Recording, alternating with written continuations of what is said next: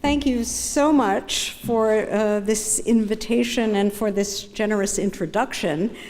That's quite a list of previous Jan Patočka lecturers. It's quite an intimidating list of extremely interesting and great thinkers. I'm glad that after 25 years, a woman will join that list. Whether I in particular am up to the task remains to be seen, but at least it's a start. It's a great honor and a pleasure for me to be here tonight for several reasons. First of all, it's a chance to reconnect with and renew my relationship with the IWM, where, as Cornelia says, I spent a very enjoyable and stimulating fellowship period in 1994. Also, because this lecture gave me an opportunity to learn more about the life and thought of Jan Patočka, and I have to say that I have been aware of him and his philosophy, but I've never really studied it. And in preparing for tonight, I was able to take a closer look at him and his thought. And I have to say that on the face of it, you might think, and I certainly thought at the outset, that I would have little in common with this Husserlian phenomenologist who was a staunch critic of Soviet domination in Czechoslovakia.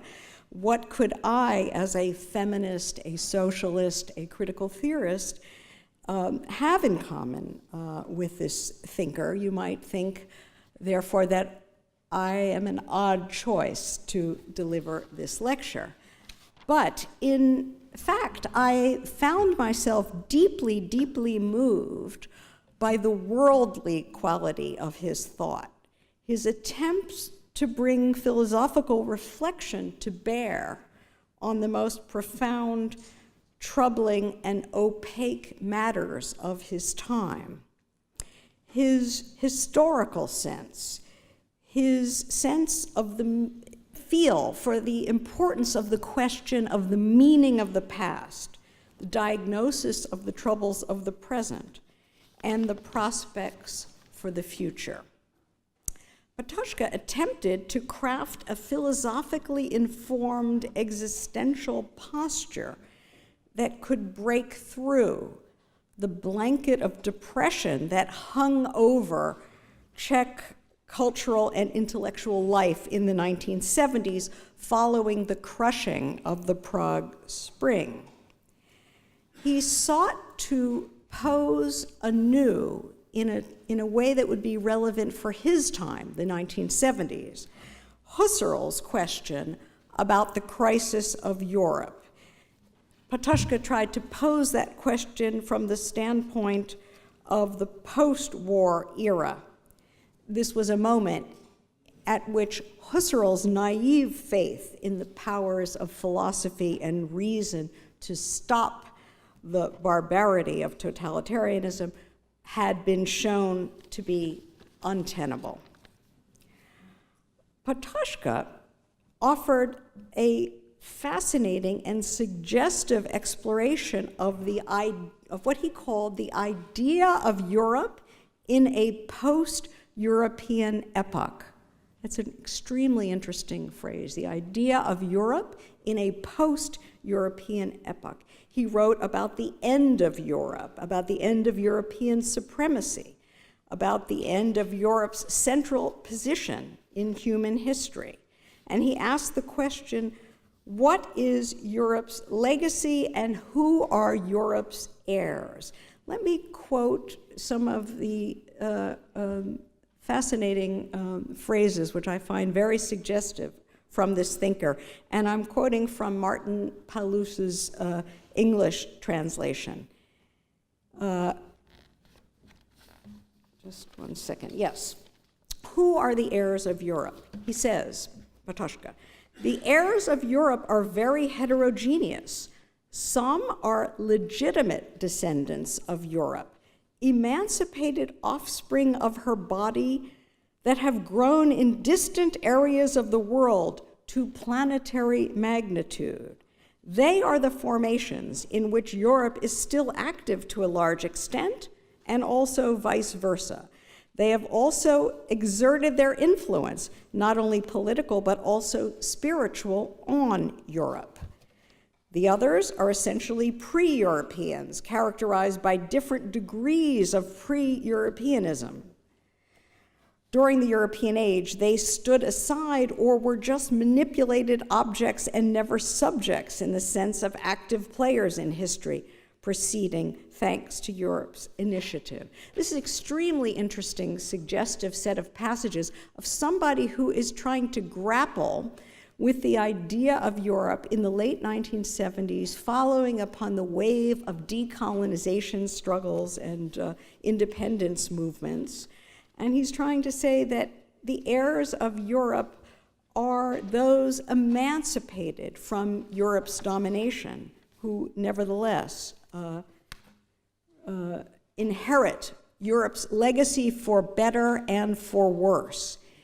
He says, this is extremely interesting about China, the moral superiority, the awareness of insurmountable strength, which had spoken once in the orders of Chinese emperors, even in the moments of their most profound humiliation, turns in the times when those who up till now ruled the world have lost their power into a new bond for enormous consensus. What claims its right here is the energy kept intact by isolation, untouched by barbarian rule, strengthened by humiliation, steeled thanks to its entry into the world processes during the revolution, which lasted for long decades, the energy zeroing in an unknown direction. Mankind speaks here, all of a sudden, from the abyss of times which were pre-European, unconquered Egypt, which persisted in isolation and waited for its monument to come back, for its moment to come back and reveal itself in full strength. Post-European mankind speaks here from the pre-European depths. And if the language used is the one of all contemporary revolutionaries, that is Marxist terminology, it is only conducive to the fallacy Europe so easily succumbs to.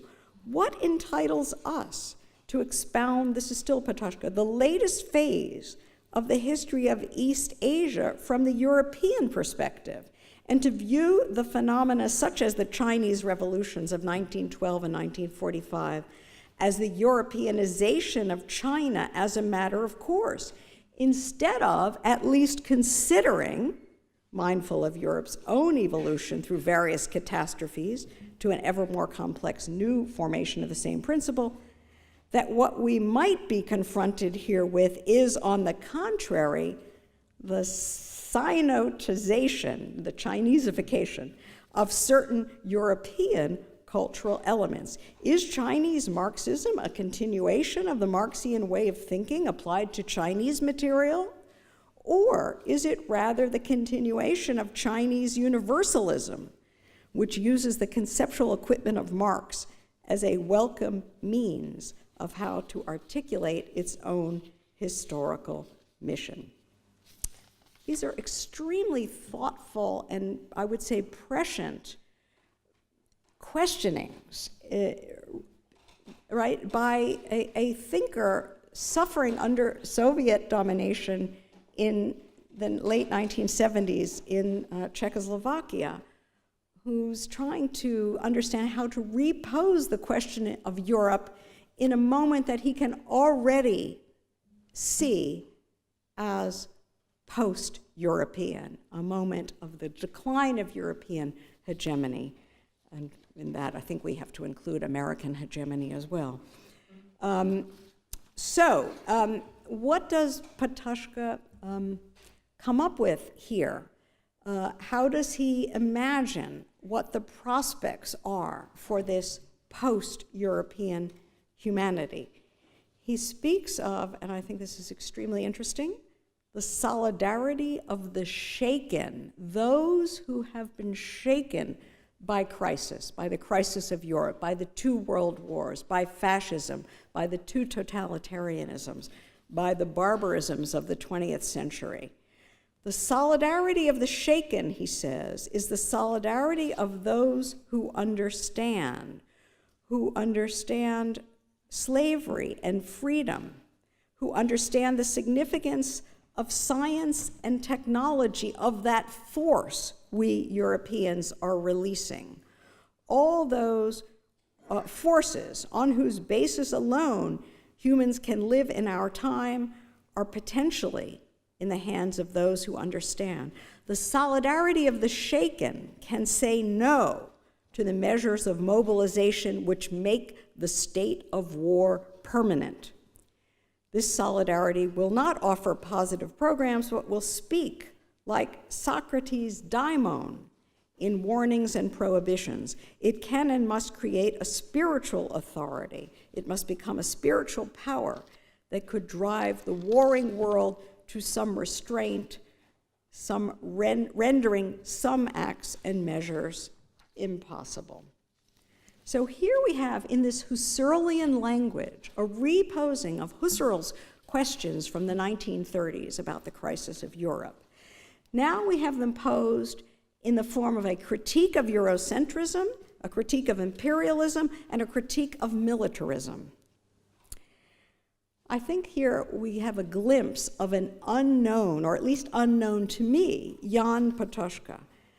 And this glimpse makes me think that I can, after all, offer a lecture here that honors his memory. Because my subject, too, is a crisis of our time, of the 21st century. I want to explore this as a crisis of capitalism. I want to offer an account that builds on, but I think goes well beyond that of Marx, and to offer this in the way of a proposal for how to understand our own time. It's a proposal that is very different, at least in its letter, from Patočka's proposal, but I would suggest that in the non-orthodoxy of my own proposal, my own attempt to discern the outlines of a solidarity of the shaken, that what I have to say is perhaps not so foreign to the spirit of Patočka. So, the current sense of crisis, let me suggest, a crisis in economy, in ecology, in politics, and in society, is prompting many critical thinkers to revisit the problem of capitalism. And I think this is overall a terrific turn of events, this return to core issues of social theory after what has been a period of severe neglect. Nevertheless, received understandings of capitalism are not adequate to 20th century conditions. And I'm going to propose, therefore, to re-examine a very basic theoretical question. How is capitalism best conceptualized? Should we think of it as an economic system, as a form of ethical life, or as an institutional order?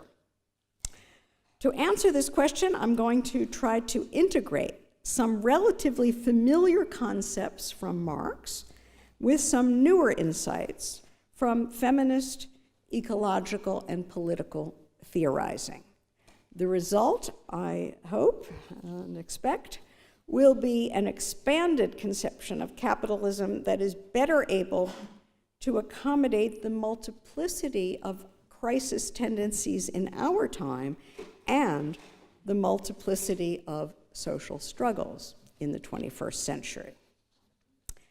Now, the question, what is capitalism, seems to cry out for an essential definition of some sort, a set of core features that distinguishes capitalist societies from non-capitalist societies. Well, as you may know, this paradigm of research into the varieties of capitalism has in recent years cast doubt on the idea that there could be any such essential definition. But I want to suggest that it makes no sense to talk about the varieties of capitalism unless they all share some common underlying features in virtue of which they are all varieties of capitalism. And unless we can say something, however general, about what capitalism is, we won't be able to determine whether the present crisis is indeed well understood as a crisis of capitalism as opposed to something else, say modernity or industrialism or whatever. So I am going to bite the bullet and try to elucidate some core elements of capitalism that can be specified in the abstract, apart from all the many different concrete forms in which they can be instantiated. The core features I shall propose are quite classical and will be familiar to those of you who know Marx. So my approach will at first sight appear to be very orthodox. However, I'm going to de-orthodoxize it very shortly by showing how these classic core features of capitalism presuppose some other things which constitute their background conditions of possibility. Whereas Marx found his core features by looking beneath the sphere of exchange to what he called the hidden abode of production, I'm going to look for production's conditions of possibility behind or beneath that sphere in some realms that are more hidden still. But I'm getting ahead of myself. Let me first elaborate 4 core features of capitalist society as viewed, as I said, from a relatively orthodox perspective. So the first is private property in the means of production, which presupposes a class division between the owners and the producers. This division arises as the result of the breakup of a previous social unity in which most people, however differently situated, had access to the means of subsistence and the means of production. Access, in other words, to food, shelter, and clothing on the one hand, and to tools, land, and work on the other, without having to go through labor markets. The division, that is between the owners and the producers, presupposes the enclosure of common social resources, which then become the private property of a very small group of individuals. And that leads us directly to my second core defining feature of capitalism, the free market in labor. Because those others, the non-owners, that is the vast majority, no longer have sufficient direct access to the means of sustenance and the means of production in order to meet their basic needs. Suddenly, they have to go through a very peculiar song and dance in order to work and to get what they need in order to continue living and to raise their children.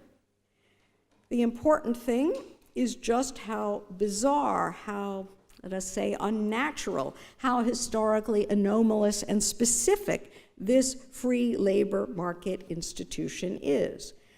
You'll remember from Marx that labor is free here in a double sense. First, in the sense of legal status. The workers are not enslaved and serfed, entailed, or otherwise bound to a particular place or a particular master. In other words, they are mobile and able to enter into a labor contract. But second, they are also free from access to the means of subsistence and the means of production, including from customary use rights in land and in tools. In other words, they are bereft of the resources and entitlements that could permit them to abstain from the labor market.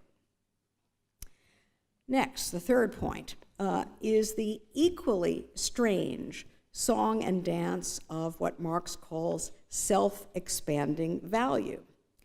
Capitalism is peculiar in having an objective system thrust or directionality, namely the accumulation of capital. In principle, accordingly, Everything the owners do, insofar as they are capitalists, is aimed at expanding their capital. Not to expand is to die, to fall prey in a competitive situation to one's competitors. In other words, this is not a form of life in which the owners are just enjoying themselves and having a grand old time. Like the producers, they too stand under a peculiar system compulsion. And everyone's efforts to satisfy their needs are indirect, harnessed to something else that assumes priority. An overriding imperative inscribed in an impersonal system, that is, capital's own drive to unending self-expansion. Marx, I think, is absolutely brilliant on this point. In a capitalist society, he says, capital itself becomes the subject. Human beings are its pawns, reduced to figuring out how they can get what they need in the interstices by feeding the beast. The fourth feature specifies the distinctive role of markets in capitalist society. Markets have existed throughout human history, including in non-capitalist societies. What distinguishes their functioning in capitalism, I claim, is two things. First, markets serve in capitalist society to allocate the major direct inputs to commodity production. Understood by what Marx called bourgeois political economy as factors of production, these major inputs were originally identified as land, labor, and capital. So, in addition to utilizing markets to allocate labor, capitalism also uses them to allocate real estate, whether commercial, agricultural, or residential, capital goods, that is machinery and plant, raw materials, mineral and agricultural, and money, cash, credit, investment capital, stock, bonds, most recently derivatives, etc.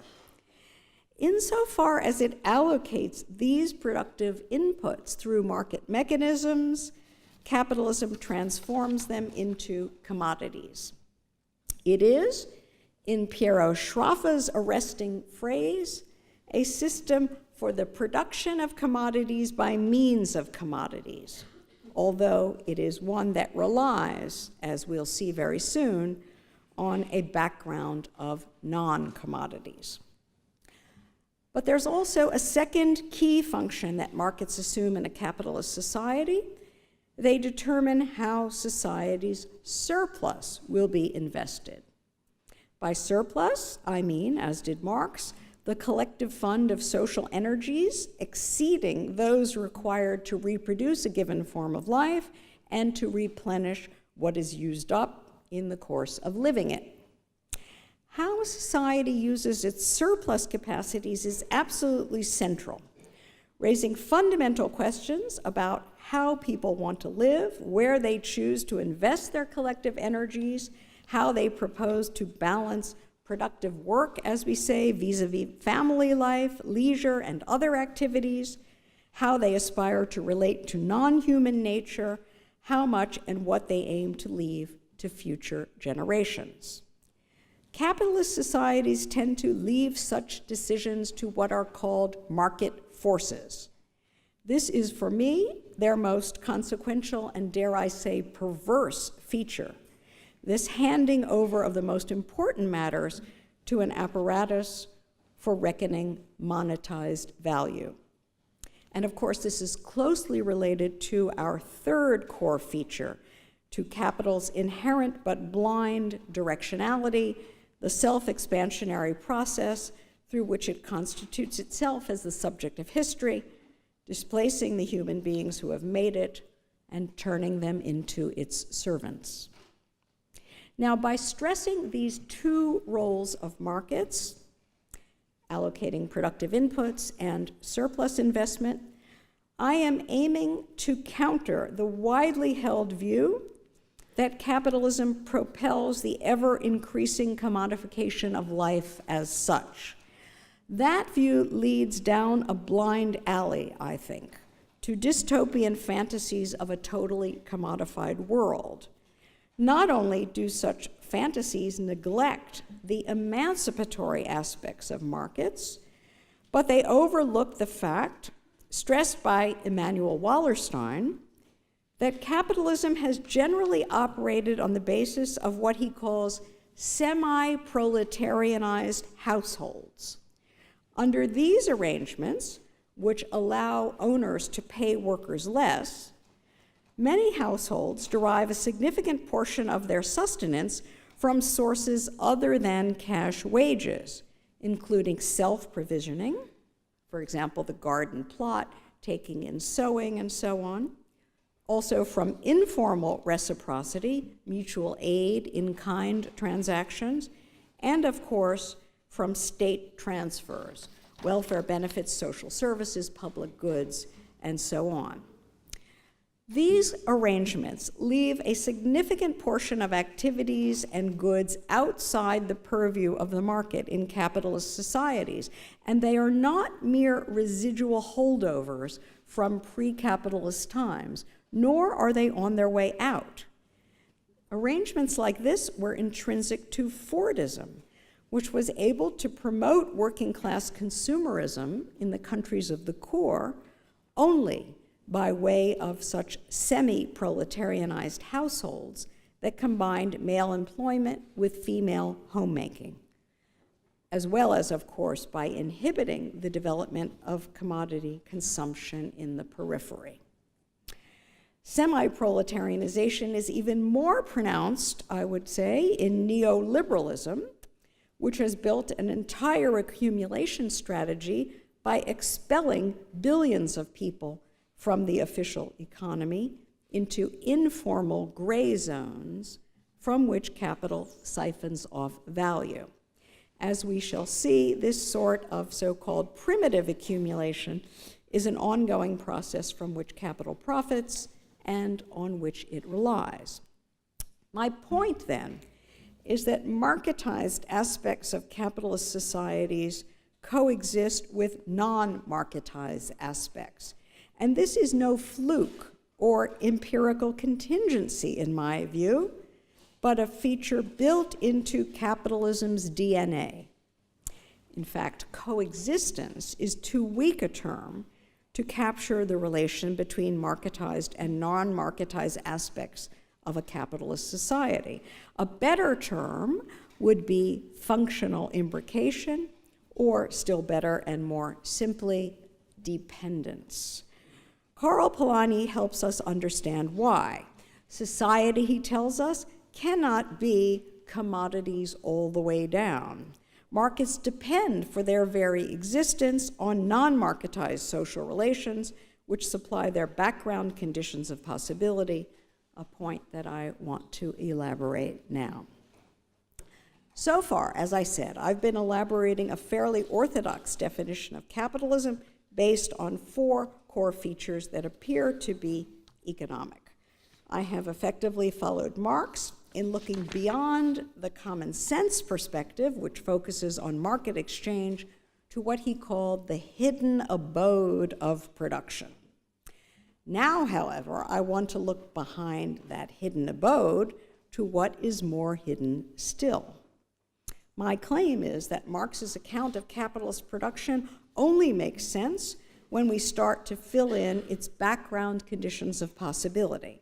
And so my next question will be, what must exist behind these core features I've just spelled out in order for them to be possible?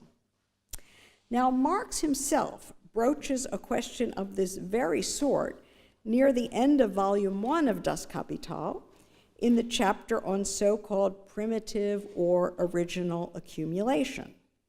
Here he asks, where did capital come from?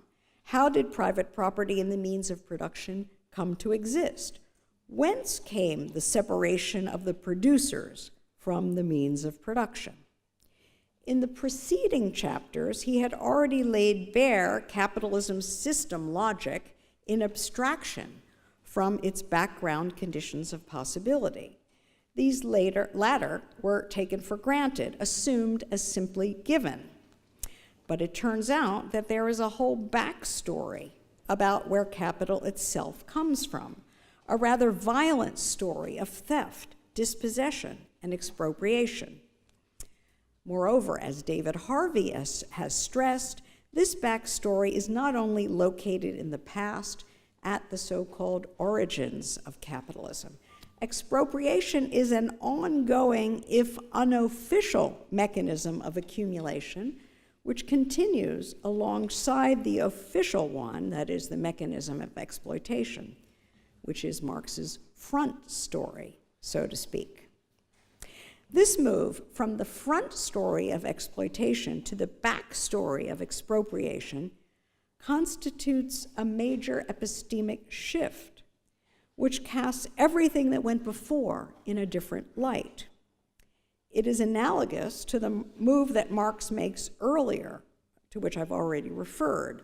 I mean the move near the beginning of Volume 1, when he invites us to leave behind the sphere of market exchange and the perspective of bourgeois common sense associated with it for the so-called hidden abode of production, which affords a critical perspective. Now, as a result of that first move, we discover a dirty secret.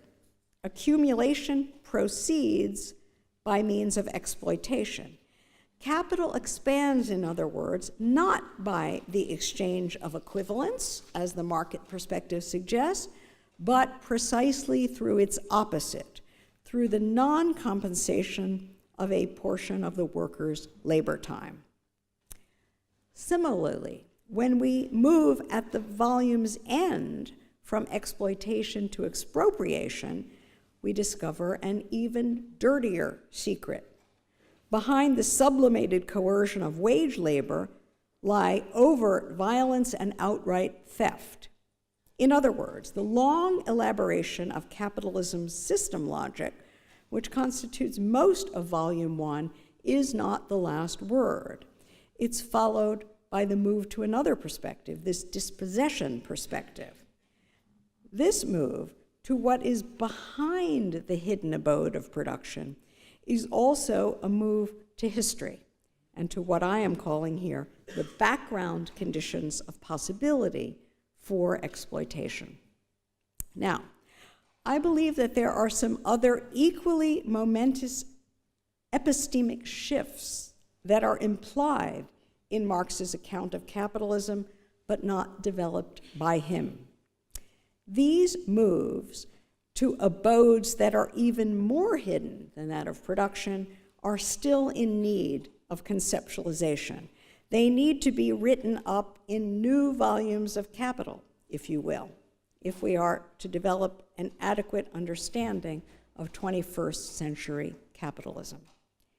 One of these is the epistemic shift from production to social reproduction, that is, to the forms of provisioning, caregiving, and interacting that produce and maintain social bonds.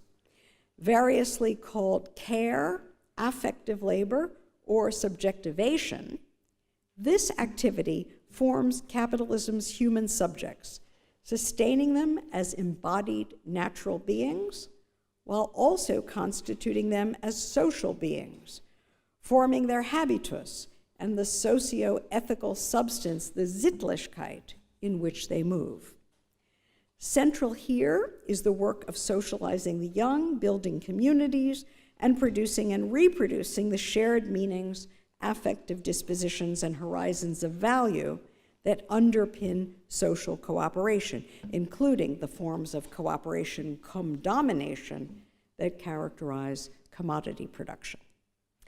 In capitalist societies, much, though not all, of this activity goes on outside the market, in households, neighborhoods, civil society associations, and a host of public institutions, including schools, child care centers, and so on.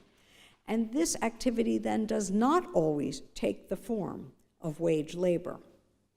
Yet, social reproductive activity is absolutely necessary to the existence of waged work, to the accumulation of surplus value, and to the functioning of capitalism as such.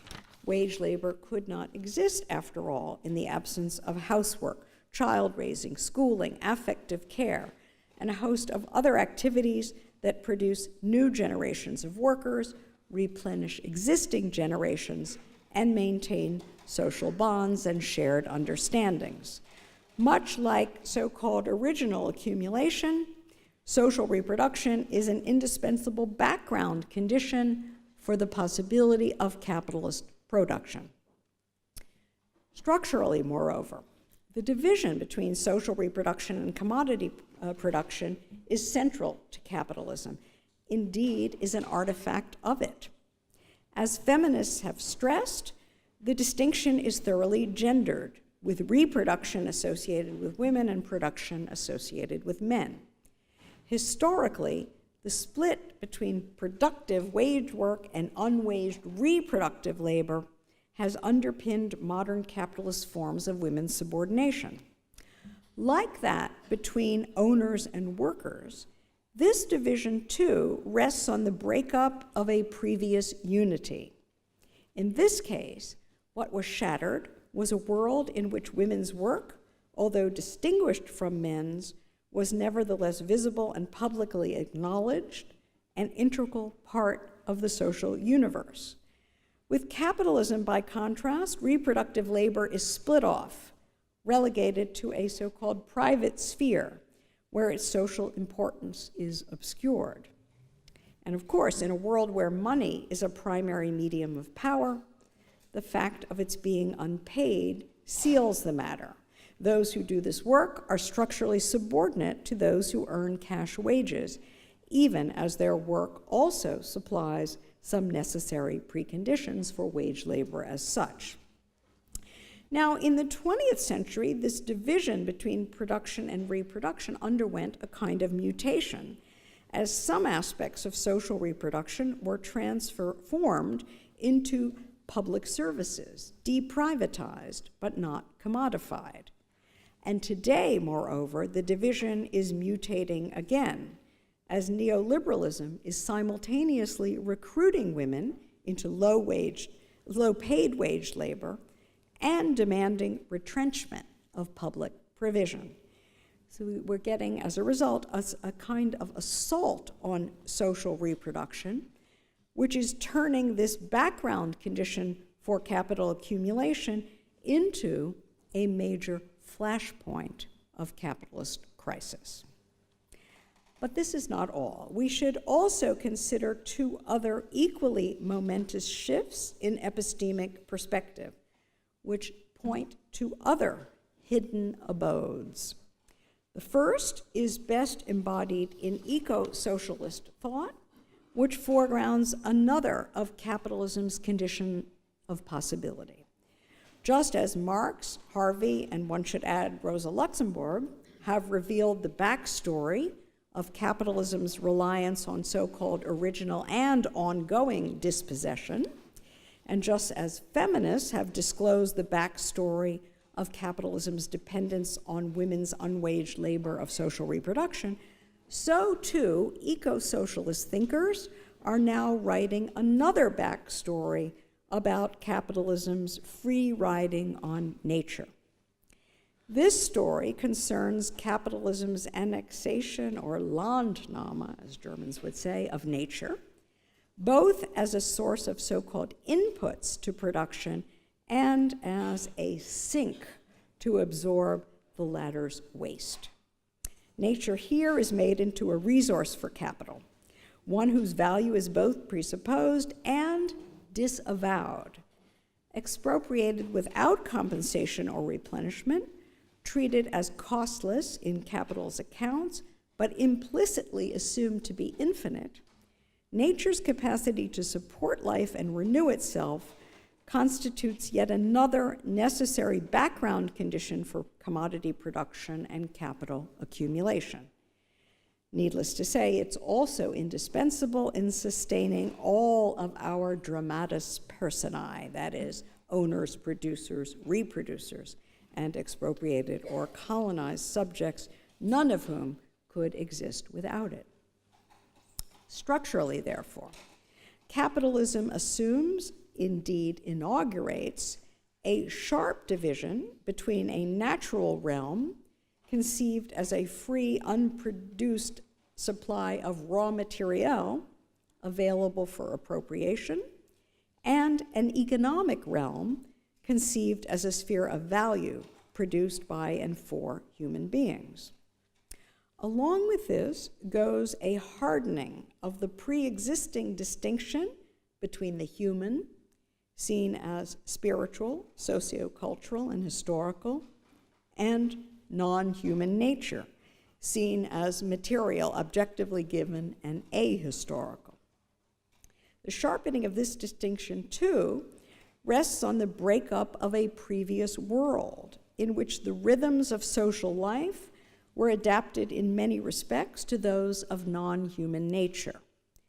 Capitalism brutally separated human beings from those latter rhythms, conscripting them into industrial manufacturing powered by fossil fuels and into profit-driven agriculture bulked up by chemical fertilizers. Introducing what Marx called a metabolic rift, it inaugurated the Anthropocene, that is, an entirely new geological era in which human activity decisively impacts the Earth's ecosystems and atmosphere. After 3 centuries of such activity, capped by neoliberalism's current assault on what remains of the ecological commons, the natural conditions of capital accumulation have now also become a central node of capitalist crisis. Finally, let's consider one last major epistemic shift, which points to capitalism's political conditions of possibility, its reliance on public powers to establish and enforce its constitutive norms.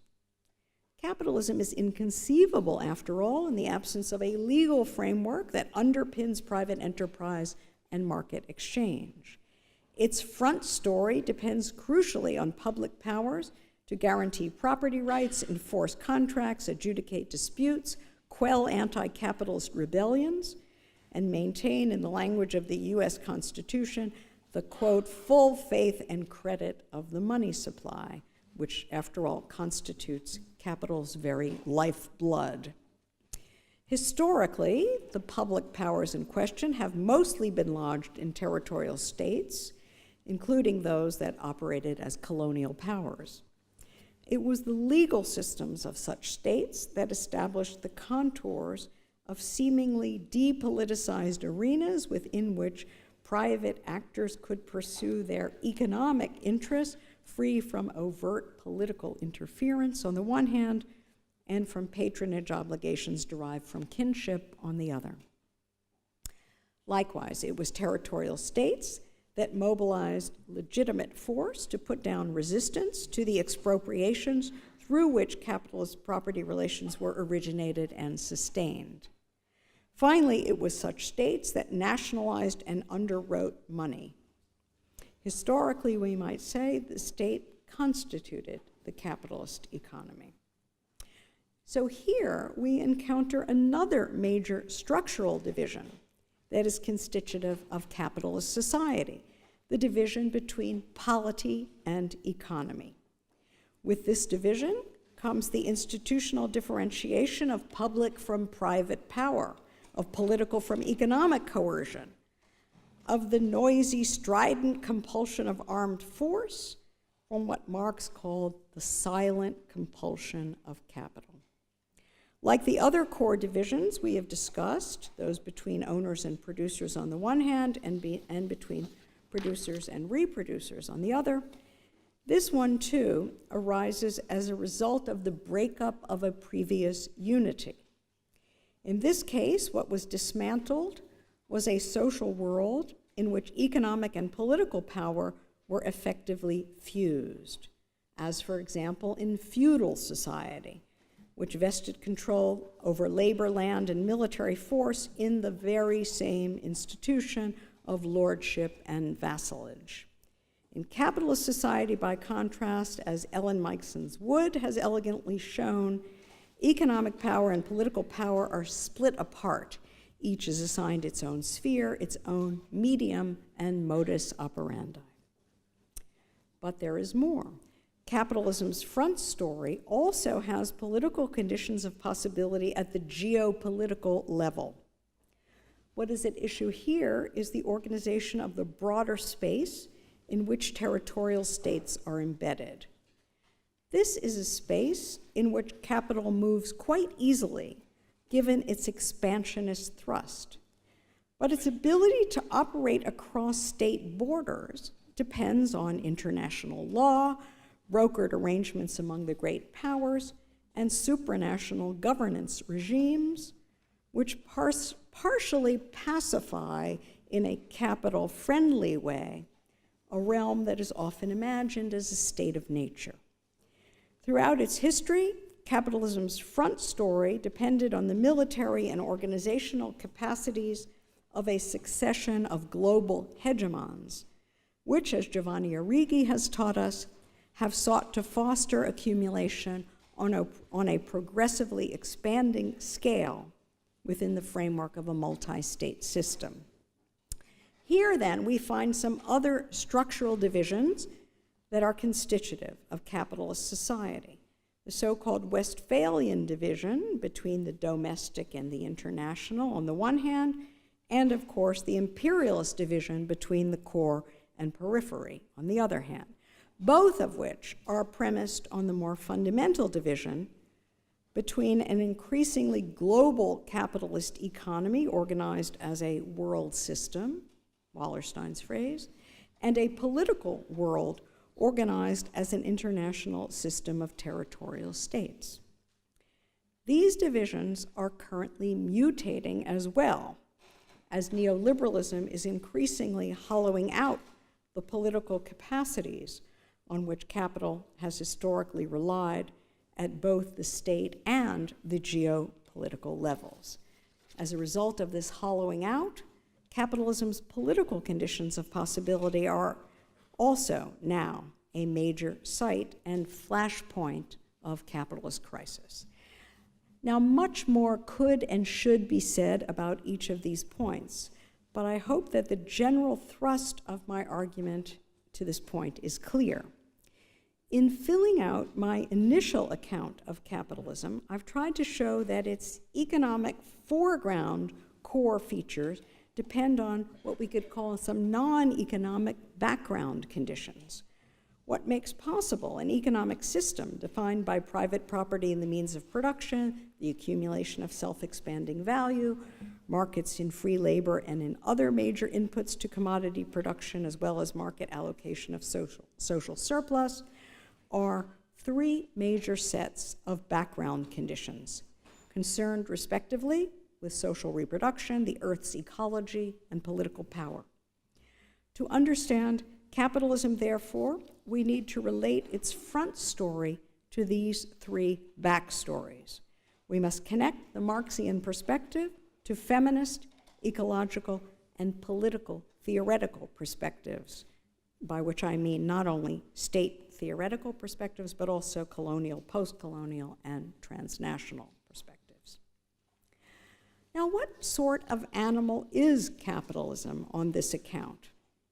The picture I've elaborated differs importantly from the familiar idea that capitalism is an economic system. Granted, it might have looked at first sight as if the core features we identified were economic, but that appearance was misleading. It became clear in the course of the discussion that these are not features of a capitalist economy, but rather features of a capitalist society. The peculiarity of capitalist society is that it treats its central defining and structuring social relations as if they were economic and as if they pertained to a separate subsystem of society, an economy, as we say. But that's an appearance. We very quickly found it necessary to talk about the non-economic background conditions that enabled such a system to exist. And we concluded that those background conditions must not be airbrushed out of the picture, but must be conceptualized and theorized as part of our conception of capitalism. So capitalism is something larger than an economy. Likewise, the picture I have sketched here differs from the view of capitalism as a distorted form of ethical life characterized by pervasive commodification, monetization, and reification.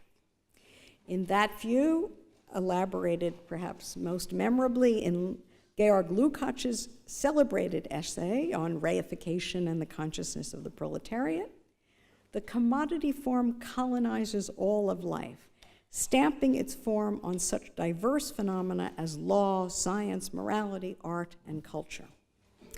In my view, by contrast, commodification is far from universal in capitalist society. On the contrary, the latter depends for its very existence, commodification depends for its very existence, where it does exist, on zones of non-commodification. Social, ecological, and political, these non-commodified zones do not simply mirror the commodity logic, as Lukács would have thought, but rather embody distinctive, normative, and ontological grammars of their own.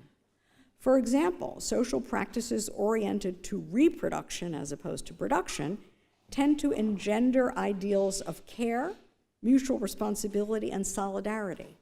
However hierarchical and parochial these ideas may sometimes be.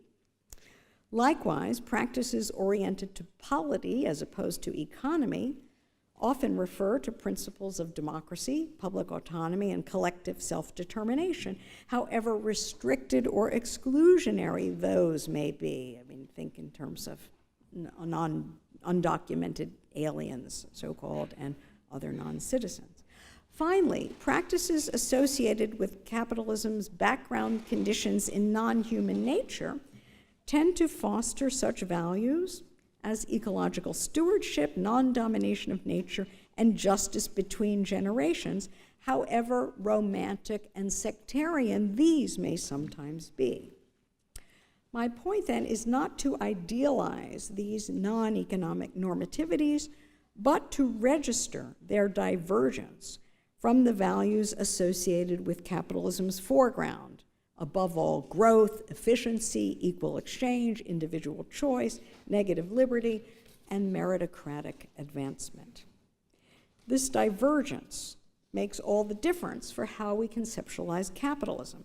Far from generating a single, all-pervasive logic of reification, capitalist society is normatively differentiated, encompassing a determinate plurality of distinct but interrelated social ontologies. What happens when these collide remains to be seen, but the structure that underpins them is already clear. Capitalism's distinctive normative topology arises from the foreground-background relations we have just identified. If we aim to develop a critical theory of it, we have to replace the view of capitalism as a form of ethical life with a more structural, institutional view. If capitalism is neither an economic system nor a form of ethical life, then what is it? My answer is that capitalism is best conceived as an institutional order on a par, for example, with feudalism. It is a peculiarity of this order that many of its most salient social relations, as I already said, appear in the guise of economic relations. As we've seen, however, these apparently economic relations, which constitute capitalism's foreground, are enabled by, indeed feed off of, other important social relations which are constructed as non-economic, which constitute its background. Structurally, then, it is the whole complex of background and foreground, and above all the relations between them, that constitutes what I am calling capitalism. Viewed this way, as an institutional order, capitalism is at once the foreground system logic and the latter's background conditions of possibility, conditions that it simultaneously needs and tends to degrade. Understanding capitalism in this way underscores its structural divisions especially the institutional separations I have identified. Constitutive of capitalism, we have seen, is the institutional separation of economic production from social reproduction, a gendered separation that grounds specifically capitalist forms of male domination, even as it also enables the capitalist exploitation of labor power, and through that, its officially sanctioned mode of accumulation. Also definitive of capitalism is the institutional separation of economy from polity, a separation that expels matters defined as economic from the political agendas of territorial states, while freeing capital to roam in a transnational no man's land where it reaps the benefits of hegemonic ordering while escaping political control. Equally fundamental to capitalism, finally, is the ontological division, pre-existing but massively intensified, between its non-human natural background and its apparently non-natural human foreground. Therefore, to speak of capitalism as an institutional order premised on such separations is to suggest its non-accidental structural imbrication with gender oppression, political domination, both national and transnational, colonial and post-colonial, and ecological degradation. All, of course, in conjunction with its equally structural, non-accidental foreground dynamic of labor exploitation, as explained by Marx. Now, to speak this way is not to suggest that capitalism's institutional divisions are simply given once and for all. On the contrary, precisely where capitalist societies draw the line between production and reproduction, economy and polity, human and non-human nature, varies historically according to the regime of accumulation. In fact, a typology of such regimes can be constructed upon this very basis. In the view I'm elaborating here, what distinguishes accumulation regimes are precisely the ways in which they differentiate and relate capitalism's foreground and background conditions. So we can conceptualize competitive laissez-faire capitalism, state-managed monopoly capitalism, and today's globalizing neoliberal capitalism as three historically specific ways of demarcating economy from polity, production from reproduction, and human from non-human nature. Equally important, the precise configuration of capitalism's institutional order at any place and time depends on politics, that is, on the balance of social power and on the outcome of social struggles. Far from being simply given, capitalism's institutional divisions often become foci of conflict as actors mobilize to challenge or defend the established boundaries separating economy from polity, production from reproduction, human from non-human nature. Insofar as they aim to relocate contested processes on capitalism's institutional map, capitalism's subjects draw on the normative perspectives associated with the various zones we have identified. For example, some opponents of neoliberalism draw on ideals of care, solidarity, and mutual responsibility associated with reproduction in order to oppose efforts, for example, to commodify health care. Others summon notions of the stewardship of nature and of justice between generations associated with ecology to militate for attacks on carbon emissions and a shift to renewable energy. Still others invoke ideals of public autonomy associated with polity to advocate international capital controls and to extend democratic governance beyond the state. Such claims, along with the counterclaims they inevitably incite, are the very stuff of social struggle in capitalist societies, as fundamental as the class struggles over control of commodity production and distribution of surplus value that Marxists have privileged. These boundary struggles, as I shall call them, decisively shape the structure of capitalist societies. The institutional divisions established at any given time and place are best understood as provisional stabilizations of the outcome of previous struggles, as are the resulting regimes of accumulation or so-called varieties of capitalism. In general, then, boundary struggles play a constitutive role in the view of capitalism as an institutional order. And I'm underlining this point in order to forestall the misimpression that the view that I've been sketching is functionalist. It's true that I began by characterizing reproduction, ecology, and political power as necessary background conditions for capitalism's economic front story, and that I stressed their functionality for commodity production, labor exploitation, and capital accumulation. But this so-called structural or functional moment does not capture the full story of capitalism's foreground-background relations. It coexists, rather, with another moment already hinted at, which is equally central for grasping these relations. The second moment emerges from the view of the social, ecological, and political realms as reservoirs of non-economic normativity. Each of these more hidden abodes harbors, as I've suggested, its own ontological grammar and its own normative ideals. Under certain conditions, moreover, these ideals can be turned against practices associated with capital accumulation. Politically pregnant in principle, capitalism's non-economic normativities become especially salient, I think, in times of crisis. In those times, such as our present time, the structural divisions that normally serve to segregate the various normativities to keep each of them within its own institutional sphere tend to weaken. When the separations fail to hold, capitalism's subjects, that is us, who live, after all, in more than one sphere, experience normative conflict.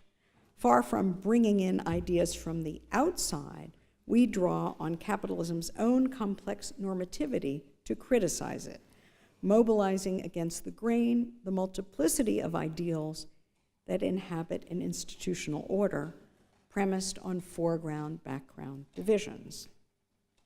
So it would be wrong, therefore, to construe society, polity, and nature romantically as if they were outside capitalism and inherently opposed to it.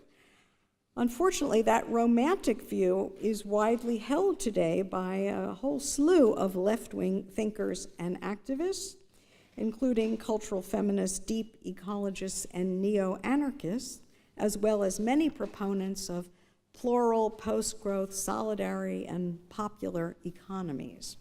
Identifying care, nature, direct action, or commoning as intrinsically anti-capitalist, these currents overlook the fact that their favorite practices are not only sources of critique, but also integral parts of the capitalist order. As I noted earlier, society, polity, and nature arose concurrently with economy as the latter's others. It's only by contrast to economy that they acquire their specific character. Reproduction and production make a pair, each term being co-defined by way of the other, and the same is true of polity, economy, and nature, human. Constitutive of the capitalist institutional order, none of these non-economic realms affords a wholly external standpoint that could underwrite an absolutely pure and fully radical form of critique. On the contrary, political projects that appeal to what they imagine to be capitalism's outside usually end up recycling capitalist stereotypes as they counterpose female nurturance to male aggression, spontaneous cooperation to economic calculation, nature's organic holism to the individualist splitting that is the hallmark of human relations. Historically inaccurate and conceptually problematic, these binary oppositions are ideological. To premise one's struggles on them is not to challenge, but unwittingly to reflect, uncritically to reflect, the institutional order of capitalist societies. Finally, capitalism's foreground-background relations harbor some built-in sources of social instability, which, we could say, constitute crisis tendencies. The nub of the matter is this. Given its inherent penchant for limitless expansion, capitalism's foreground processes of accumulation tend to degrade the very background conditions on which they rely. As we saw, capitalist production is not self-sustaining, but free rides on social reproduction, nature, and political power. At sometimes, it siphons value from these extra economic realms by brute expropriation or dispossession, while at other times the transfer of value proceeds by means of the sublimated coercion of unequal exchange, commodification, and exploitation. But in either case, the result is, in effect, the same. Capitalism's orientation to endless accumulation threatens to erode its own conditions of possibility. In the case of the ecological conditions, what is at risk are the natural processes that sustain life and provide the material inputs for social provisioning. In the case of its social reproduction conditions, what is imperiled are the socio-cultural processes that supply the solidary relations, affective dispositions, and value horizons that underpin social cooperation, while also furnishing the appropriately socialized and skilled human beings who constitute labor or labor power. In the case of its political conditions, what is compromised are the public powers, both national and transnational, that guarantee property rights, enforce contracts, adjudicate disputes, quell anti-capitalist rebellions, and maintain the money supply. Here, in the language of orthodoxy, are three contradictions of capitalism: the ecological, the social, and the political, which correspond to three crisis tendencies. Unlike the crisis tendencies stressed by Marx, however, these do not stem from contradictions internal to the capitalist economy. They are grounded, rather, in contradictions between the economic system and its background conditions of possibility, that is, between economy and society, economy and nature, economy and polity. Their effect, as I noted before, is to incite a broad range of social struggles in capitalist society, not only class struggles at the point of production, but also boundary struggles over ecology, social reproduction, and political power. Responses to the crisis tendencies inherent in capitalist society, those struggles are endemic to our expanded view of capitalism as an institutional order. Now, a full discussion of capitalism as an institutional order would need to address two further questions. First, what sort of critique of capitalism follows from the conception I've sketched here? And second, what is to be done? Unfortunately, I am out of time and cannot, very convenient, cannot take up these questions here. But let me conclude by sketching very, very briefly how I would go about answering them and how I intend to try to answer them in subsequent developments of these ideas. So first of all, the view of capitalism as an institutional order calls for a multi-stranded form of critical reflection, much like that developed by Marx in Das Kapital. As I read him, Marx interwove a system critique of capitalism's inherent tendency to crisis, in his case to economic crisis, with a political critique of its built-in dynamics of domination, above all class domination. Now, the view that I've outlined here entails an analogous interweaving of critical strands. But in my case, the weave has to be more complex. as both the crisis critique and the domination critique are themselves multiple. The crisis critique includes not only the intra-economic contradictions stressed by Marx, but also these three inter-realm contradictions I've discussed, which destabilize the necessary background conditions for capital accumulation by degrading social reproduction, the Earth's ecology, and political power. Likewise, the domination critique that would follow, from my view, would have to encompass not only the relations of class domination analyzed by Marx, but also those of gender domination, political domination, again, at both levels, the national and the transnational, and the domination of nature. The multiply stranded character of this critique can also be viewed in another way, again, by analogy with Marx. As I read him again, Marx's crisis critique of capitalism operated at two levels. One was the system theoretical level. The other is what you could call, in sociological lingo, the action theoretical level. In other words, he combined a systems theoretical account of the so-called tendency of the rate of profit to fall with an action theoretical count of the sharpening struggle between the two great classes of labor and capital. The view I've been outlining here implies an analogous two-level structure, but once again, the edifice is more complex. On the one hand, as I just said, the system level comprises multiple crisis tendencies, and the action level comprises multiple sets of actors, classes, to be sure, but also genders, status groups, nations, demoi, maybe even species, and multiple vectors of struggle, not only class struggles, but also the boundary struggles I spoke of earlier. Well, that brings me to the second question: what is to be done? What follows politically, practically, from the view of capitalism as an institutional order? Initially, at least, the question could be stated this way. Given the background-foreground model I've sketched, where should we expect to find anti-capitalist struggles emerging in society, and what should we expect them to look like? Here, it seems to me the answer is fairly clear. In adopting a view that encompasses the backstory as well as the front story, we arrive at an understanding of social struggle that is substantially different from the orthodox view. Because if we were to limit ourselves to the front story, we would focus on class struggle in the narrow sense, that is, struggles between labor and capital at the point of production.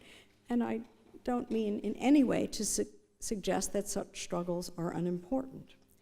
But once we factor in the backstory, then we have to look at the struggles surrounding, in addition, capital's drive to secure and appropriate its own background conditions, including struggles over imperialism, social reproduction, political power, and nature, and both at the level of the state and the global political order. In other words, what counts as a struggle in capitalism, potentially even as an anti-capitalist struggle, is much broader than in the orthodox view. Not just struggles between labor and capital at the point of production, but also struggles over social reproduction, ecology, imperialism, and democracy. As soon as we look beyond the thin model of the core features, beyond the front story to the back story, then all these indispensable background conditions for the exploitation of labor become crucial elements of capitalist societies. And all the struggles over those background conditions appear in another light, as struggles in, around, and in some cases against capitalism. All of them become grist for a critical theory of capitalist society in the 21st century. On another level, however, matters remain quite opaque. Suppose we ask, given the expanded view of capitalism outlined here, where does the critique of capitalism lead? Does it point beyond capitalism to something else, whether we call it socialism or whatever, or does it rather point to a kinder, gentler capitalism? And in either case, how do we understand the telos of the critique? If we define capitalism in terms of its foreground-background relations, does post-capitalism, if there can be such a thing, mean the overcoming of capitalism's constitutive institutional separations? Would socialism mean the full de-differentiation of the divisions between production and reproduction, polity and economy, human and nature? Or does it require rather merely the softening and revision of those divisions? And in either case, would the results be emancipatory? And how could we know? Now, I'm not going to venture any answers to these questions here, but I do dare to think that in posing them, I have somehow, in a way that he might not have recognized, but I hope he would have, I have somehow paid homage to the spirit of Jan Patočka, especially to his aspiration to discern glimmers somehow of the possibility of a solidarity of the shaken, because I think that is really a beautiful phrase for what we need today. Thank you very much.